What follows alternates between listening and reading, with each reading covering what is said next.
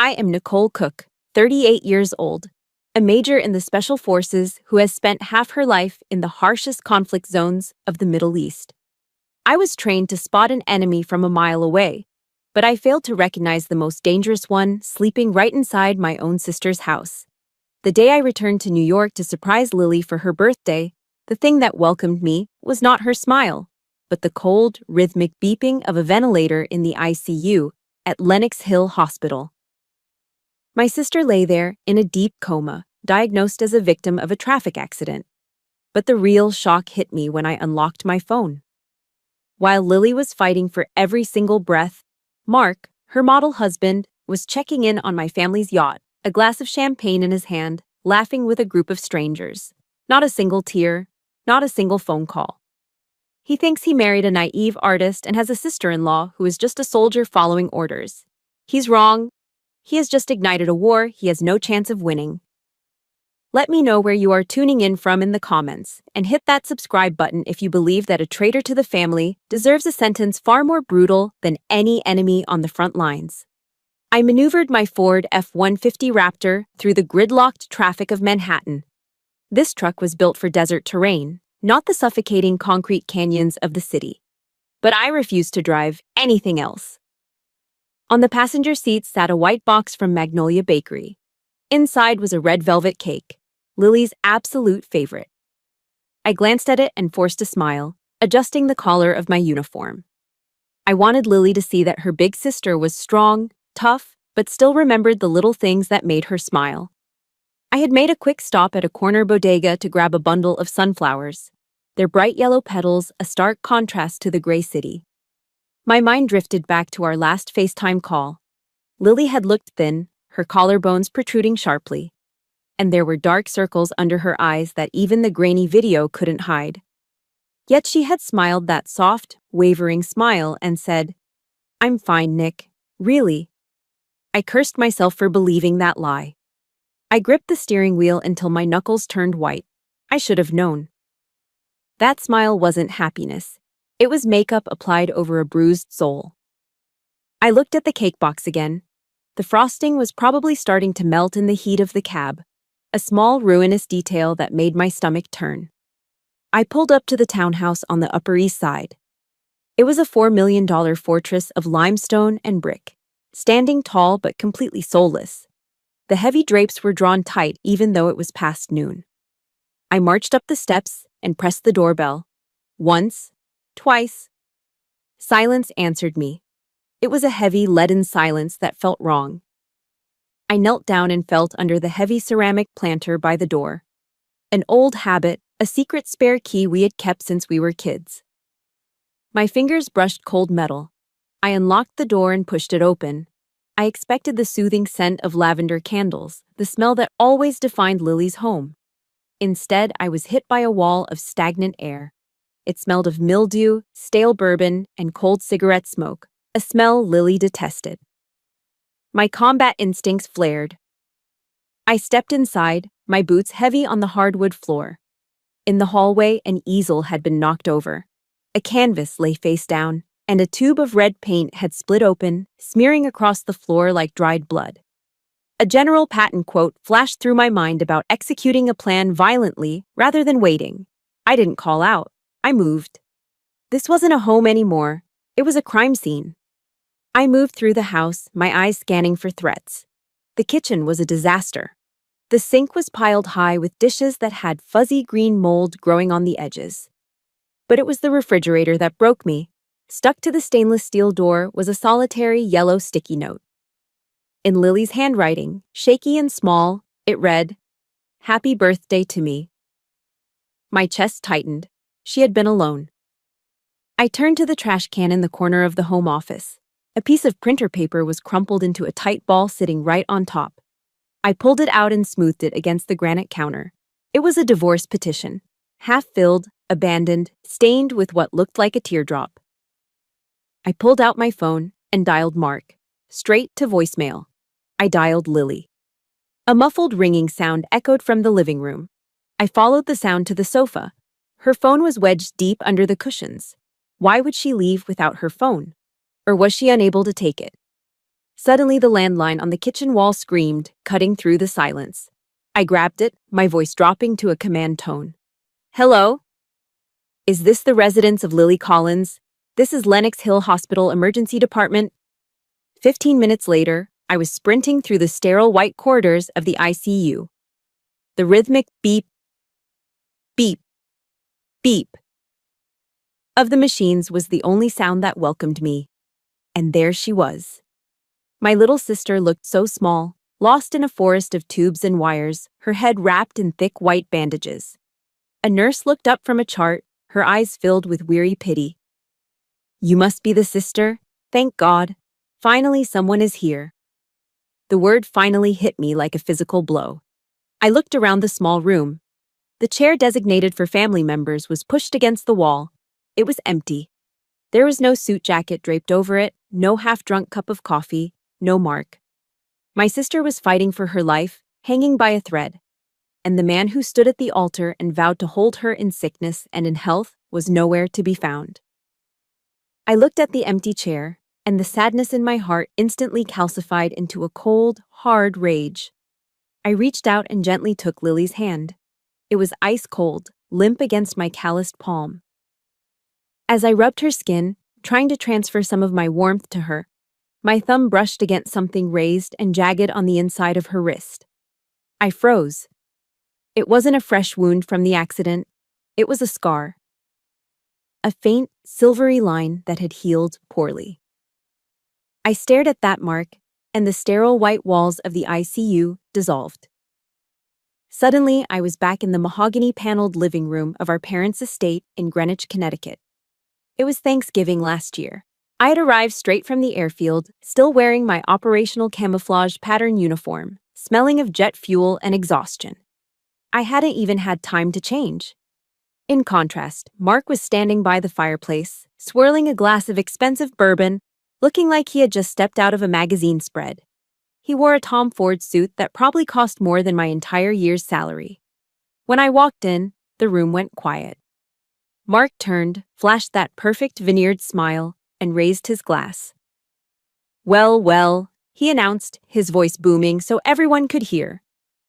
Look who finally decided to join civilization. G.I. Jane is home. A ripple of awkward laughter went through the room. I felt my jaw tighten. Good to see you, Mark, I said, trying to keep the peace for Lily's sake. He didn't let up. He walked over to the window and pointed at my truck parked in the driveway. My pride and joy, the Ford F-150 Raptor. You're still driving that thing? It looks like a fertilizer truck, Nicole. Honestly, it's an eyesore in this neighborhood.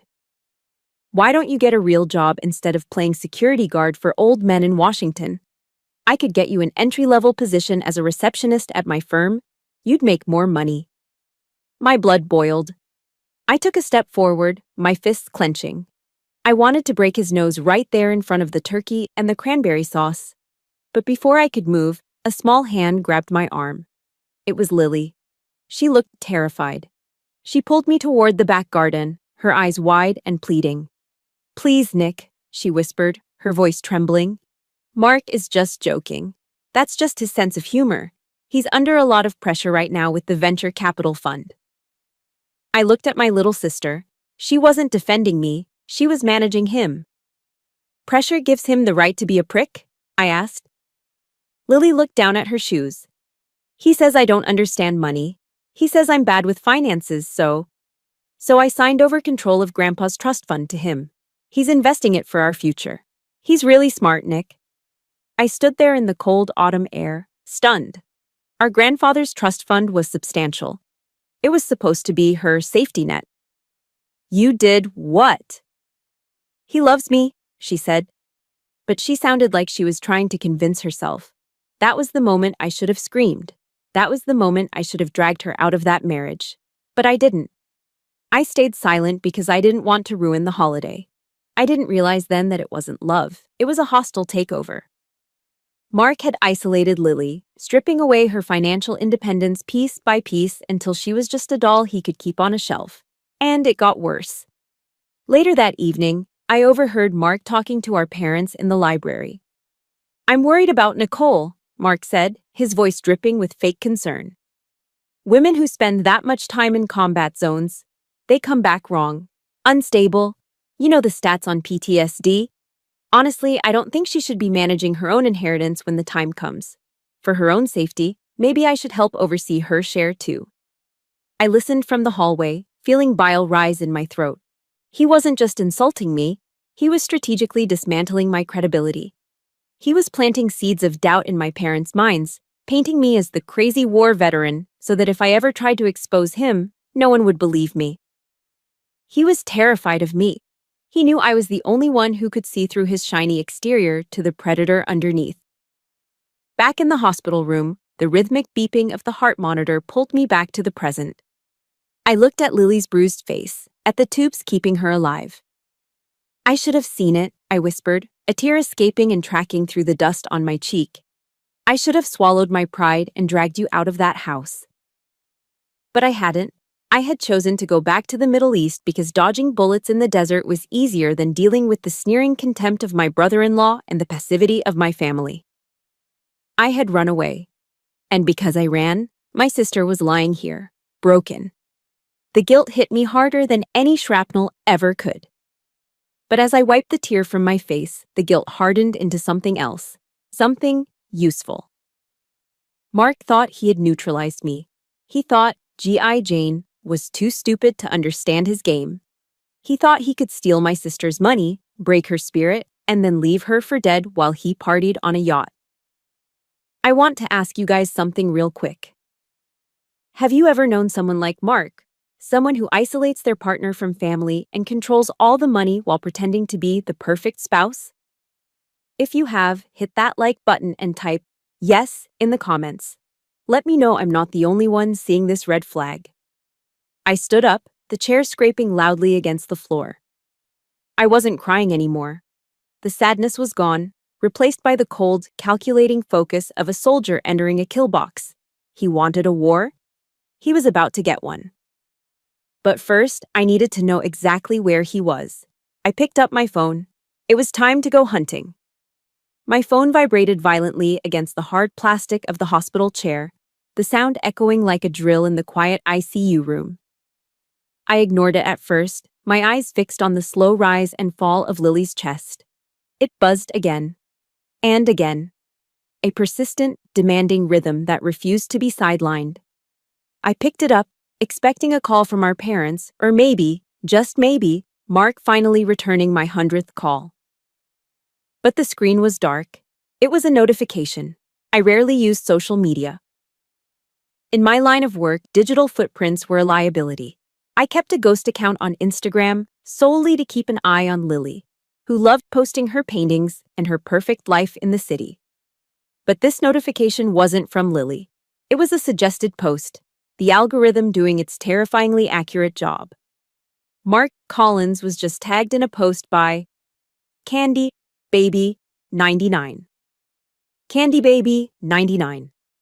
The handle alone made my stomach turn. A soldier's intuition is a real thing.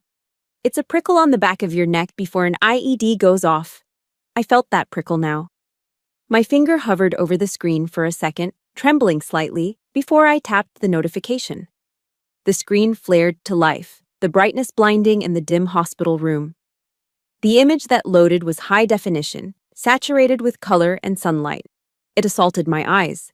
The geotag read, Montauk, the Hamptons. The timestamp, 2 hours ago. While I had been tearing down the I-95 corridor, breaking every speed limit to get to my dying sister, Mark was at the beach. I zoomed in on the photo. Mark was standing on the deck of a boat. Not just any boat, but the Sea Witch, my father's 40-foot yacht. He was wearing a pair of Vilebrequin swim trunks that cost more than most people's rent. In one hand, he held a bottle of Dom Perignon. The cork already popped, foam spilling over his manicured fingers. He was laughing, his head thrown back, exposing that gummy upper lip I had always found repulsive. But he wasn't alone. Pressed against his side was a girl who couldn't have been older than 22. She was tan, blonde, and wearing a neon pink bikini that barely covered anything. She was kissing Mark's cheek, her hand resting possessively on his chest. I felt a wave of nausea, but I forced myself to look closer. My training kicked in. Analyze the target. Look for details. My eyes moved from the girl's face to her neck. My breath hitched in my throat. I dropped the phone onto the cushion beside me as if it were a live coal. Around the girl's neck was a single strand of pearls. But they weren't just costume jewelry. They were creamy, luminous, perfectly round Akoya pearls, with a distinctive diamond-encrusted clasp shaped like a rose. They were Mikimoto pearls. My mother had given those pearls to Lily on her wedding day. They were a family heirloom, passed down 3 generations. Lily never took them off. She called them her lucky charm. I looked at Lily's neck on the hospital bed. It was bare. Mark hadn't just cheated. He had looted my sister's body. He had taken her most precious possession, a symbol of our family's love and history, and draped it around the neck of some random party girl in the Hamptons. I picked the phone up again, my grip crushing the case. I read the caption below the photo. Freedom, finally. New life. No more chains. No more chains. That was what he called her. My sweet, artistic, loving sister was a chain holding him back from his life of debauchery. He wasn't just absent, he was celebrating. He was popping champagne to toast her impending death. He believed she wasn't coming back, and he was already spending her inheritance and erasing her existence. The blood in my veins turned into liquid fire. It was the same adrenaline surge I felt during an ambush in Kabul, the moment fear evaporates and is replaced by pure, crystallized aggression. I hit the call button on Mark's contact. It rang, once, twice. Then, the ringing stopped abruptly. He didn't let it go to voicemail. He hit the decline button. He had the phone in his hand. He saw Nicole on the screen. He knew his wife was in the ICU. And he pressed decline so he wouldn't interrupt his party. I stared at the phone, my vision blurring not with tears, but with red-hot rage. This wasn't human behavior. This was predatory. This was evil. You think you're free, Mark? I whispered to the empty room. You have no idea what kind of cage you just stepped into. I stood up and walked to the small sink in the corner of the room. I splashed cold water on my face, washing away the dust of the drive and the salt of my tears. When I looked up at the mirror, the worried sister was gone. Major Nicole Cook stared back. My jaw was set. My eyes were cold steel. I reached into my pocket and pulled out my phone again. I didn't call Mark this time. I scrolled down to a number I hadn't used in 2 years. Jack Harlan. Jack was ex-Army intelligence, a man who could find a needle in a haystack in the middle of a tornado. He was now the most feared private investigator in New York City. I tapped the number. He picked up on the second ring. Major. Jack's gravelly voice came through, sounding surprised. It's been a while. I didn't waste time with pleasantries. I recited a verse from Psalm 144 in my head. Blessed be the Lord my rock, who trains my hands for war, my fingers for battle. And then I spoke. I need a target package, Jack, I said, my voice devoid of emotion. Name is Mark Collins, Greenwich and Upper East Side. What are we looking for? Jack asked, his tone shifting instantly to professional alert. Everything, I said, looking at Lily's broken form. I want to know what he eats, who he sleeps with, and exactly how much money he owes. I want his bank statements, his gambling debts, his crypto wallets. I want to know the name of the girl he's with right now in Montauk. Consider it done, Jack said. How deep do you want me to dig? I looked at the empty chair where a husband should have been sitting. Dig until you hit hell, Jack, I replied. And then keep digging. The neon sign of the diner in Queens flickered with a dying buzz, casting a sickly yellow light onto the wet pavement. It was 3 o'clock in the morning. Inside, the air smelled of burnt coffee and grease. I sat in a vinyl booth that had seen better decades, nursing a mug of black coffee that tasted like battery acid. Jack Harlan slid into the seat opposite me. He didn't say hello. He just dropped a thick manila folder onto the sticky table with a heavy thud. You are not going to like this, Major, Jack said, signaling the waitress for coffee. In fact, you're going to want to kill him. I opened the folder. The first page was a summary of Mark's financials. I scanned the numbers, and my blood ran cold. Mark Collins wasn't a venture capital genius. He was a degenerate gambler masquerading as a Wall Street shark. The high-yield funds he bragged about were nothing but a Ponzi scheme he was running to cover his own losses. He had torched $5 million in the last 18 months. He had bet against the market, poured money into obscure cryptocurrencies that went to zero, and lost a fortune betting on college football and the NFL. "It gets worse," Jack said, pointing to a document near the back. "Look at the signature." I pulled out a legal document. It was a general power of attorney. It gave Mark full control over Lily's assets, health decisions, and real estate. The date was from 6 months ago, right around the time Lily had a severe flu. "He either forged it or tricked her into signing it when she was medicated," Jack explained. "He used this to mortgage the townhouse to the hilt. He drained her savings. He even liquidated the retirement fund your parents set up for her. On paper, Nicole, your sister is homeless and bankrupt. He spent it all." I closed the folder. My hands were trembling, not from fear, but from the effort it took not to flip the table. "He stole everything." "Everything," Jack confirmed. "And he's currently trying to secure a hard money loan using your parents' estate as collateral, claiming he has influence over them." I threw a $100 bill on the table. "Keep digging, Jack. I need to go to Greenwich." The sun was just beginning to bleed into the sky when I pulled up the long gravel driveway of my parents' estate in Greenwich, Connecticut. This place was the definition of old money: quiet, understated, and terrifyingly powerful. I found my parents in the library. My father, a retired colonel, was sitting in his leather armchair, while my mother, the steel matriarch of Connecticut society, was pacing by the window. I laid it all out.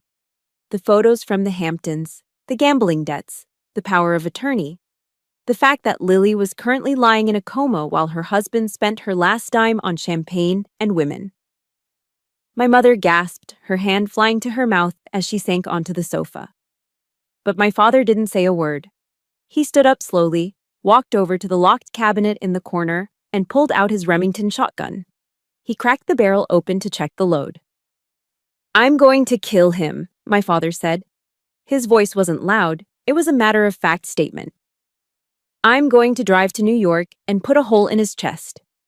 I stepped in front of him, placing a hand on the cold steel of the barrel. "No, Dad. He hurt my daughter, Nicole. He destroyed her. And if you shoot him, you go to prison and he becomes a victim," I said, my voice steady. "Bullets are too quick for a man like Mark. He worships money. He worships status. If we want to hurt him, we don't use lead. We use gold." My father hesitated, then lowered the gun. "What do you have in mind?" I looked at them both. "We execute an economic siege. We don't call the police yet. That takes too long. Instead, we use the family holding company. We buy up his debt." I laid out the strategy. Mark's debts were toxic. The banks and loan sharks were desperate to get rid of them. My family had the liquidity to buy those notes for pennies on the dollar. "Once we own his debt, we become his primary creditor," I explained, my eyes narrowing. "We can call in the loans immediately. We foreclose on the townhouse. We repossess the Porsche. We seize the yacht he is currently partying on.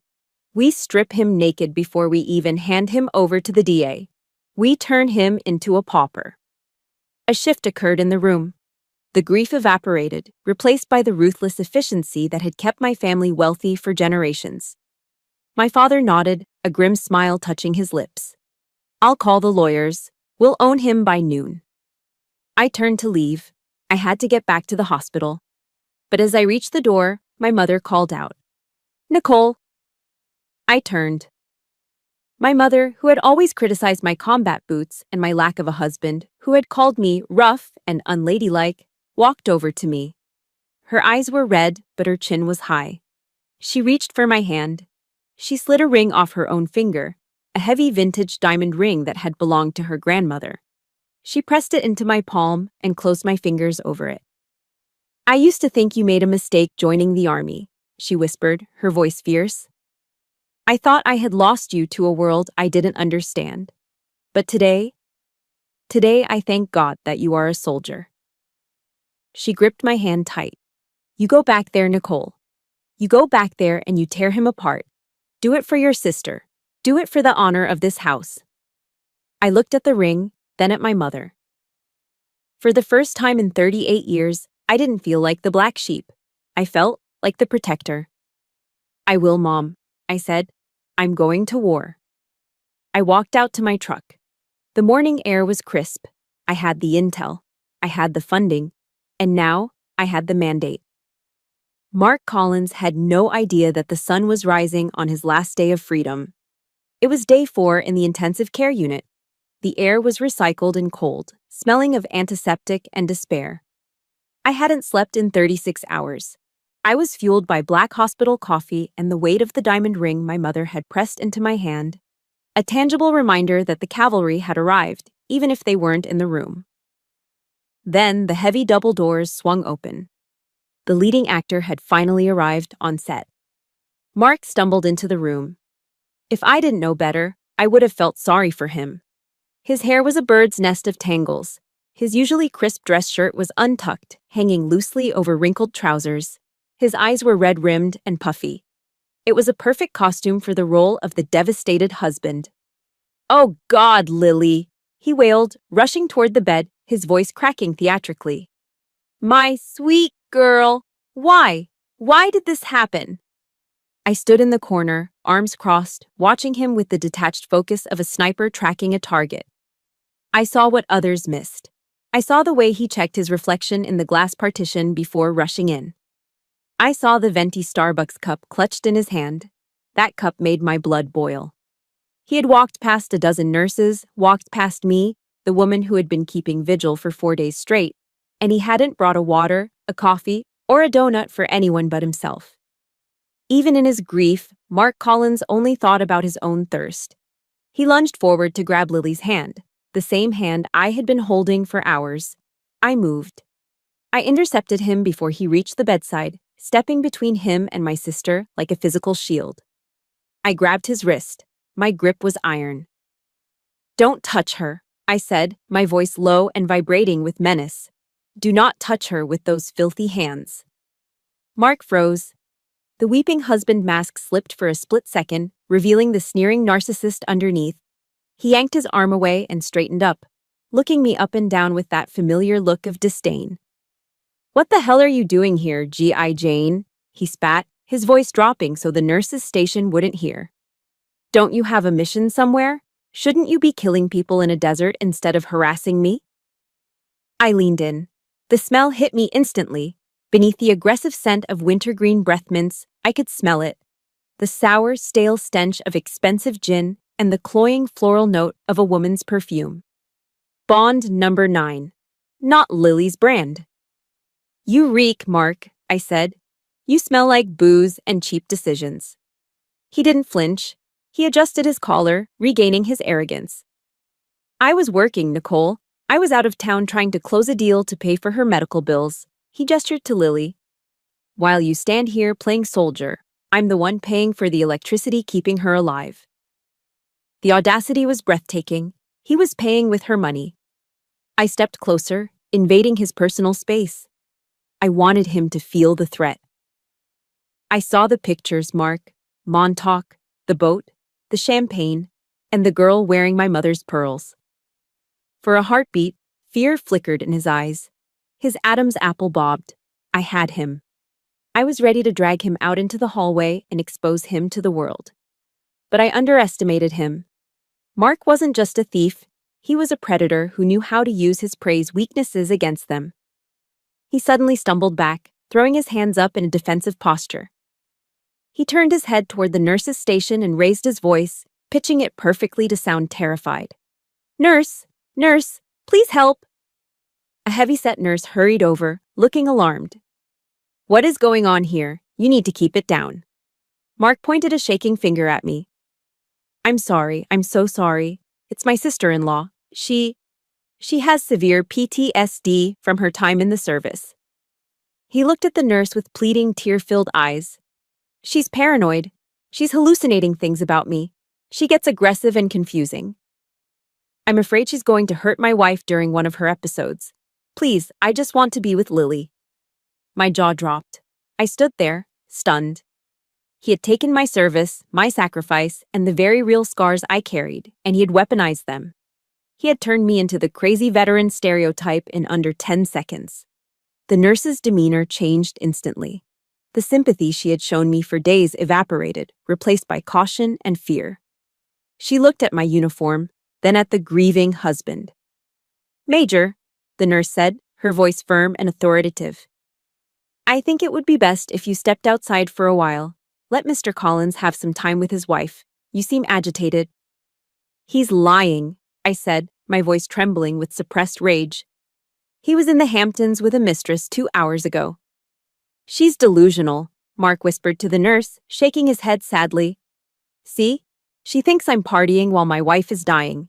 It's the trauma talking." The nurse stepped between us, shielding Mark. "Major, please, don't make me call security. Step outside, now." I looked at Mark. He was hiding behind the nurse's shoulder, and there it was, a tiny, imperceptible smirk playing on his lips. He had won. He had used the system, the social norms, and my own history to cast me out. My hand drifted to my side. For a split second, the urge to end him was so strong my vision blurred red. I could break him. I could end this charade right now. But if I did, I would prove him right. I would be the violent, unstable soldier he painted me to be, and Lily would be left alone with a monster. I took a deep breath, forcing the adrenaline down. I swallowed the bile in my throat. "Fine," I said, smoothing my jacket. I looked past the nurse, locking eyes with Mark. "You're a great actor, Mark," I said, my voice ice cold. "But you forgot one thing. The play isn't over yet, and the final act? It's going to be a tragedy for you." I turned on my heel and walked out. I left him there, holding the hand of the woman he was trying to kill. But as the doors swung shut behind me, I wasn't defeated. I was liberated. Because now I knew exactly what kind of enemy I was fighting. And the rules of engagement had just changed. The hospital at 2 a.m. is a different world.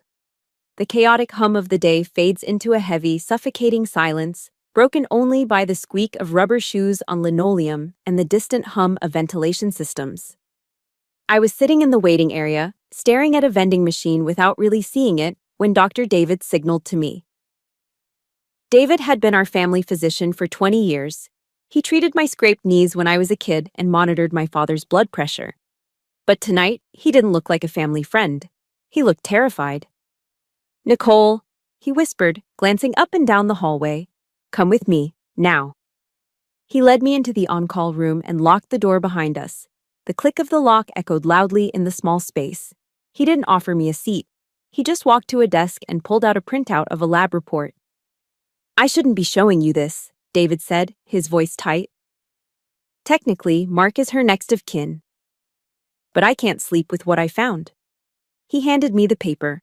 It was a chaotic mess of medical abbreviations and numbers.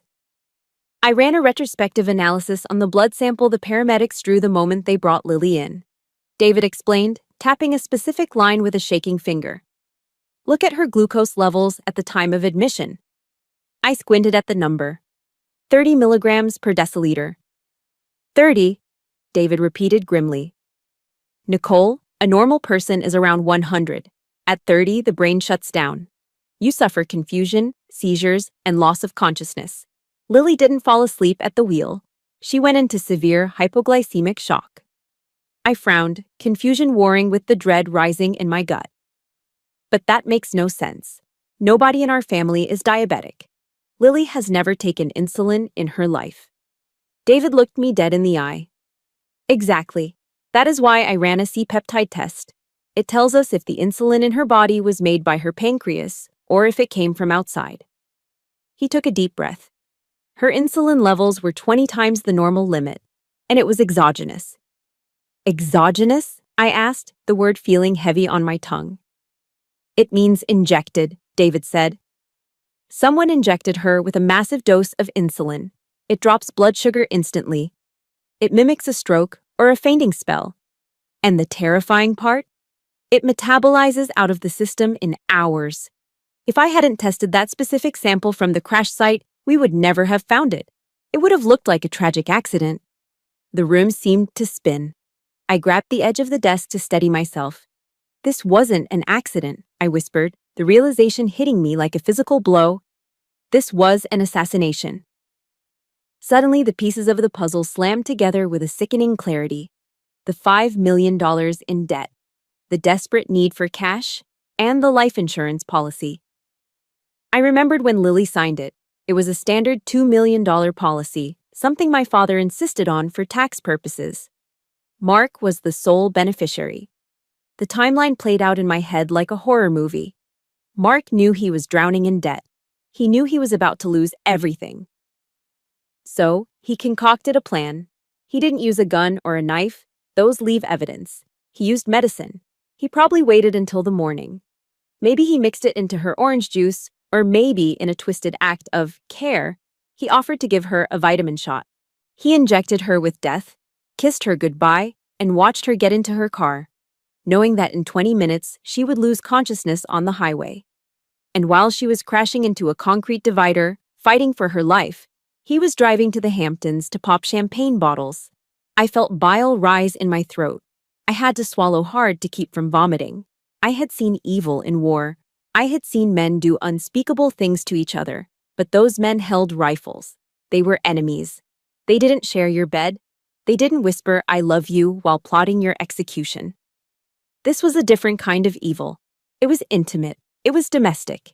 It was the man who promised to protect you becoming the butcher. I need you to pause for a second. Imagine trusting someone with your life, letting them make your breakfast or handle your medicine, only to realize they were counting down the minutes until you died. If this sends a shiver down your spine, hit that like button and comment "Justice" below. Let's show Mark that the world is watching. I looked up at David. "Thank you," I said, my voice eerily calm. "You just gave me the weapon I needed." I walked back out into the hallway. I didn't go to Lily's room. I couldn't look at her right now without breaking down. I needed to be cold. I needed to be lethal. I pulled out my phone. The screen glowed in the semi-darkness. I opened my encrypted messaging app and found the thread with Jack Harlan. My fingers flew across the keyboard. Target package update. Disregard fraud investigation. I typed the next words slowly, savoring the weight of them. Classification: attempted murder. He used insulin. Find me the purchase trail. Find me the pharmacy. Find me a witness. I hit send. I am going to put him in the electric chair. The war for assets was over. The war for blood had just begun. Mark thought he had committed the perfect crime because he used an invisible weapon. But he forgot that even invisible things leave a shadow if you shine a bright enough light on them. And I was about to bring the sun. Mark Collins was feeling invincible as he sat at the best table in Le Bernardin, the sunlight filtering through the blinds to illuminate the crystal glasses and the remnants of a $500 lunch. Across from him sat a potential investor, a nervous man named Mr. Henderson, whom Mark was about to fleece for $250,000 in a new blockchain opportunity that did not actually exist. Mark flashed his winning smile, the one that had charmed Lily into signing over her inheritance, and leaned back in his chair. He felt like the king of New York. The waiter appeared with the leather check folder, and without even looking at the total, Mark pulled out his American Express Centurion card, the heavy titanium black card that was the ultimate status symbol of the elite, and dropped it onto the tray with a flourish of arrogance. He continued chatting with Gary, assuring him that this was a ground floor opportunity until the waiter returned. The young man didn't place the folder down discreetly. Instead, he stood awkwardly at the edge of the table, clearing his throat loud enough to silence the nearby conversations. Mark looked up, annoyed by the interruption, only to hear the waiter say the words that would mark the beginning of his end. The waiter apologized loudly, stating that the card had been declined. Mark froze, his face flushing a light shade of pink as he scoffed at the impossibility of it. He ordered the man to run it again, claiming the machine must be broken, but the waiter remained impassive. He informed Mark that they had run it 3 times and the code was 05. Desperate to save face in front of his Mark laughed nervously and pulled out his platinum Visa, then his backup MasterCard. 1 minute later, the manager arrived at the table, his tone icy and final. He informed Mark that all the cards had come back declined, with a bank message stating the account was frozen by a creditor order. He demanded cash or threatened to call the authorities. Gary, the investor, didn't wait to hear the rest. He stood up, capped his pen, and walked out of the restaurant, leaving Mark sitting alone in the center of the dining room, humiliated and forced to scrape together $300 in loose cash from his wallet just to avoid being arrested over a halibut fillet. Seething with rage and confusion, Mark tore out of the parking garage in his Porsche 911. He needed to get to his safe. He kept $50,000 in cash in the wall safe at the townhouse for emergencies, and right now, this felt like an emergency. He sped uptown, weaving through traffic with reckless abandon, his knuckles white on the steering wheel. He pulled up to the curb in front of the $4 million townhouse, marching up the steps and jamming his key into the lock. It wouldn't turn. He jiggled it, pulled it out, and tried again. But it was like the key belonged to a different house. He shouted in frustration and kicked the heavy oak door, and that was when he saw it. Stuck right at eye level on the mahogany wood was a bright orange sticker. It wasn't a note from the postman or a delivery slip. It was a legal notice stating that the property had been seized by the primary creditor, Cook Holdings, LLC, and that trespassing was prohibited. Before Mark could process the words, a black SUV with the logo of a private security firm screeched to a halt behind his Porsche. Two men stepped out, built like linebackers and wearing tactical vests. Mark screamed that this was his house, that his wife owned it. But the guard stepped forward, blocking the entrance with a wall of muscle. He calmly informed Mark that the bank had owned the house, and as of 9 o'clock that morning, Cook Holdings had bought the note and exercised the immediate repossession clause due to default. The guard's voice was devoid of sympathy as he told Mark that the locks had been changed, the alarm code reset, and that his Porsche was also on the list for repossession. Mark stumbled back down the stairs, standing on the sidewalk he used to walk down like a king. Now he was locked out, with no money, no investors. And the terrifying realization that the sister-in-law he had mocked as a stupid soldier had just outflanked him financially. He ducked into a nearby alleyway, his hands shaking so hard he almost dropped his phone as he dialed Victor Lang. Victor was a shark of a lawyer, the kind who could smell blood in the water from miles away. Mark hissed into the phone, begging for help, explaining that they had taken the house and frozen the accounts. There was a long silence on the other end of the line before Victor spoke. He told Mark that it was a brilliant move by the Cooks. By buying the debt, they legally had Mark by the throat, and fighting them in court would be a losing battle against their limitless resources. Mark shouted that he only had $200 left in his pocket and was destitute, asking if he should just roll over and die. Victor's voice turned smooth and predatory. He told Mark that they wouldn't fight in court, they would fight where the Cooks were weak. He explained that old money families hated noise and scandal. He instructed Mark to stop being the arrogant businessman and start being the victim. Victor laid out the plan. Go to the press, go to social media, get on camera with tears in his eyes, and tell the world that his billionaire in-laws were using their money to bully a grieving husband. The narrative would be that they kicked him out on the street while his wife was dying, simply because they didn't like him. Mark lowered the phone slowly, looking at his reflection in a shop window. He looked disheveled, desperate, and broken. He looked perfect for the role. A slow, twisted smile spread across his face. Nicole thought she had crushed him with money, but he realized he could crush her with lies. He hung up the phone and smoothed his hair down, not to make it neat, but to make it look even messier. He unbuttoned his top button. He was ready for his close-up. The war wasn't over.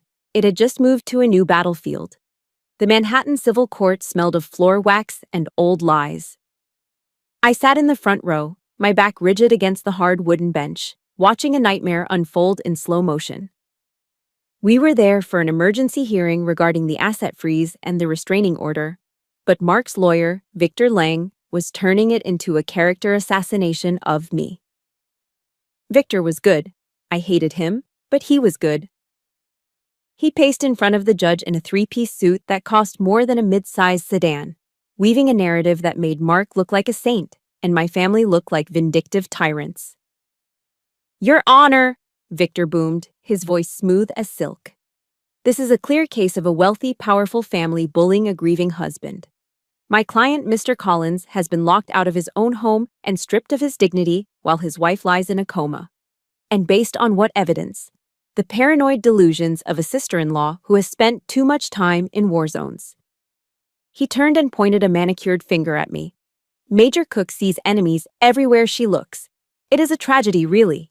She accuses my client of injecting his wife with insulin, yet she has produced zero physical evidence. No syringe, no witnesses, no video. Just a conspiracy theory concocted to steal Mr. Collins's rightful assets. The judge, a gray-haired man with heavy spectacles, was nodding. He looked at me with pity, not belief. I gripped the edge of the bench until my knuckles turned white. Mark was sitting at the defense table, his head bowed in mock sorrow. But as Victor spoke, Mark turned slightly and caught my eye. He winked.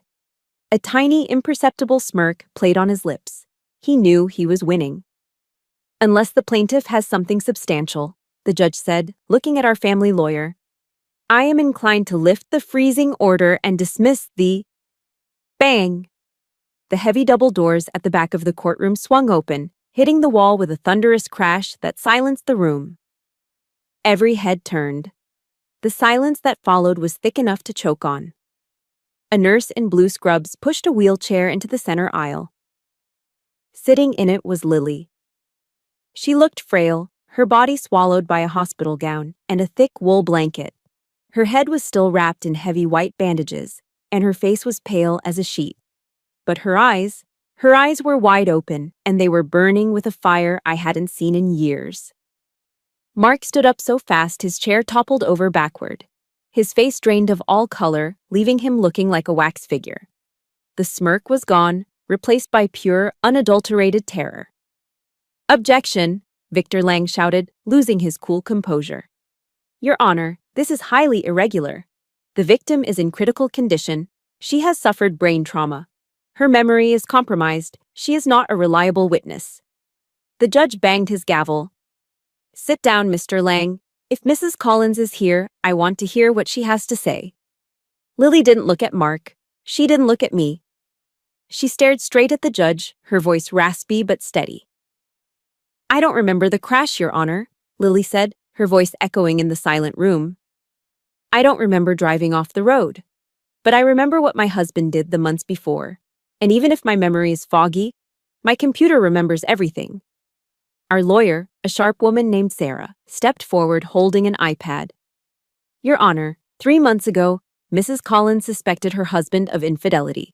She installed a keylogger software on their shared laptop at home. It records every keystroke, every password, and every search query, syncing it directly to her personal iCloud account. Sarah connected the iPad to the large monitor on the courtroom wall.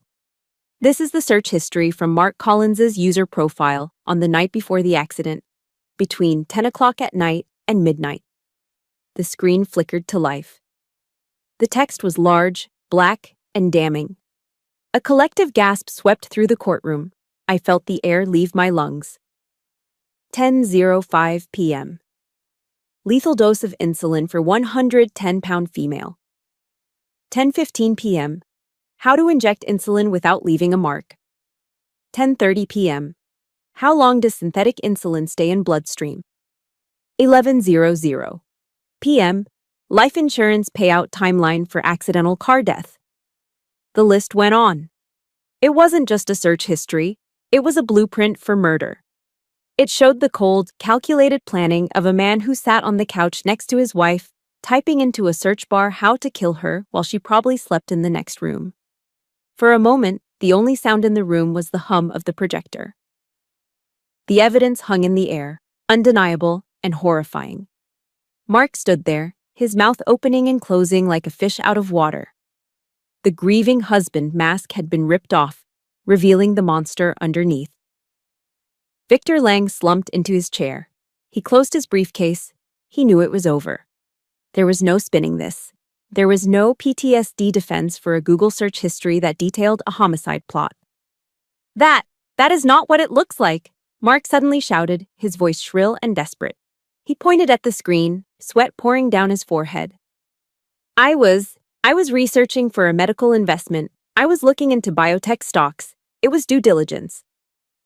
It was the stupidest, most pathetic lie I'd ever heard. The judge looked at Mark over the rim of his glasses.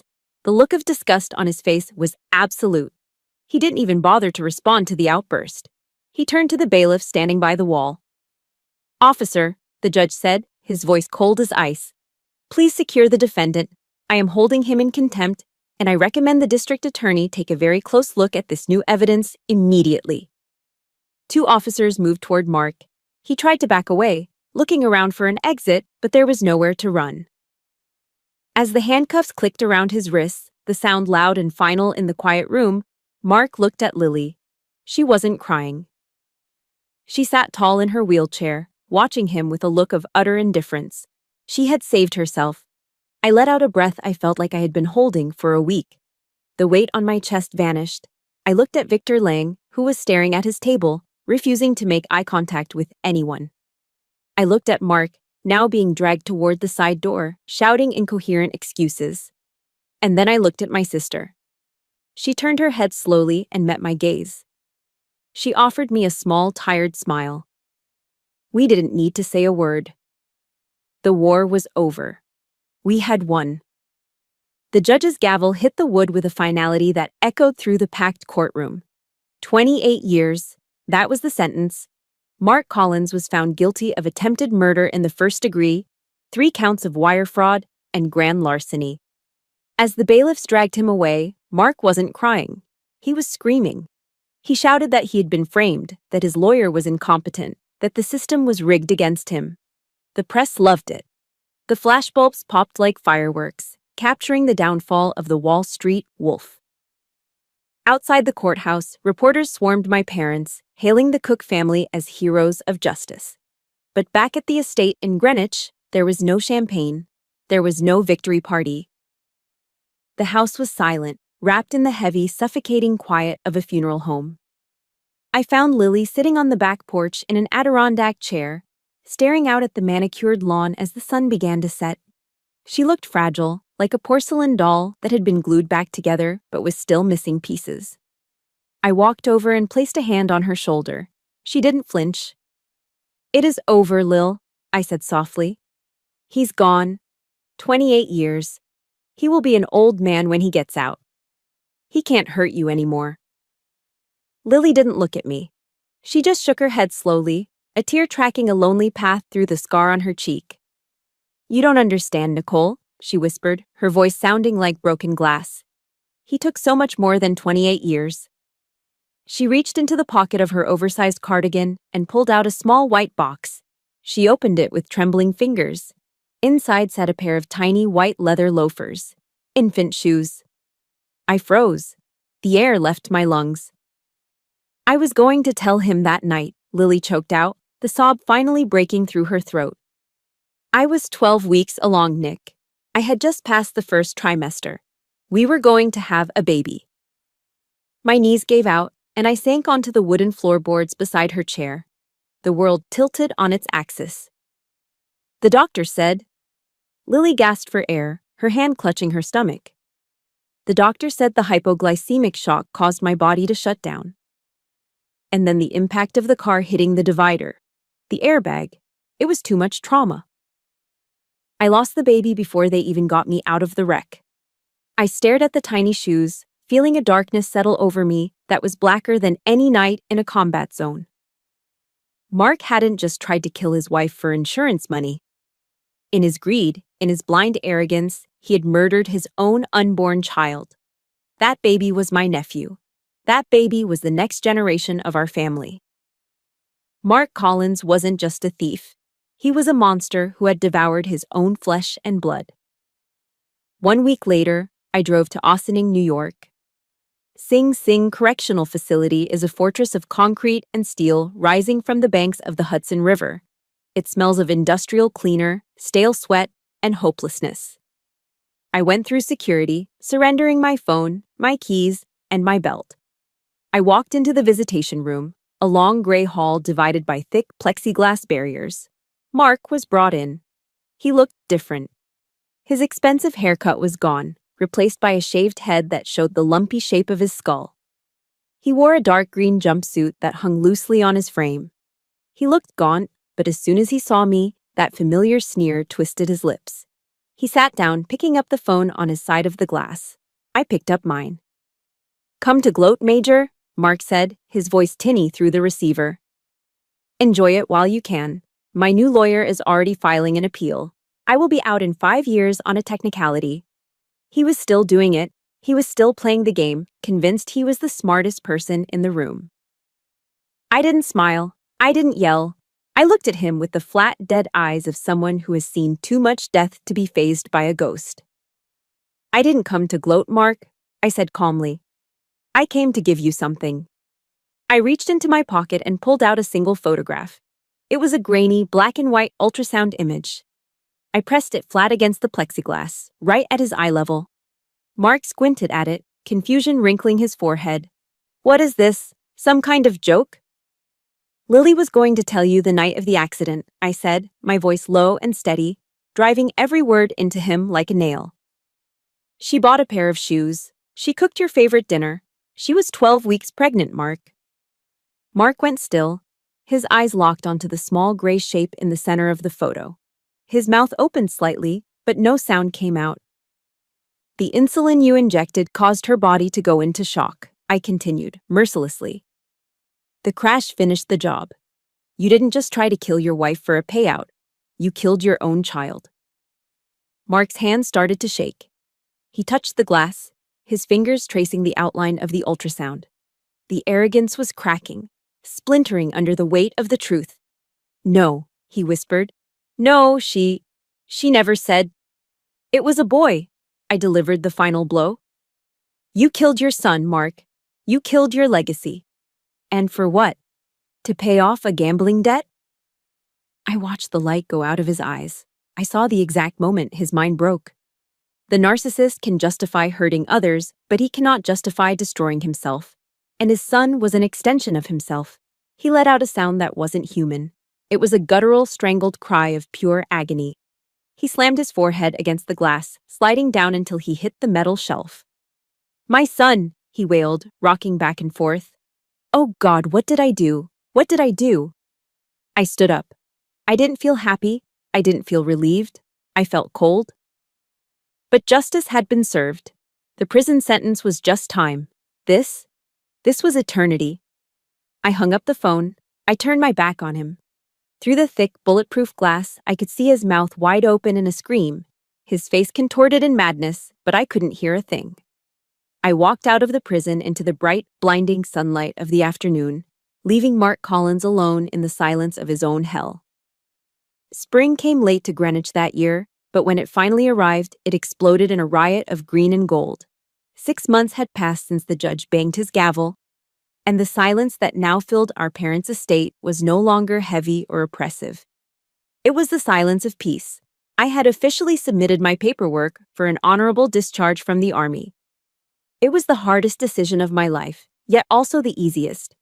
For 2 decades, I had sought purpose in the dusty conflict zones of foreign lands, believing that protecting my country was the highest calling. But looking at the fragile ecosystem of my own family, I realized that the home front had been left unguarded for too long.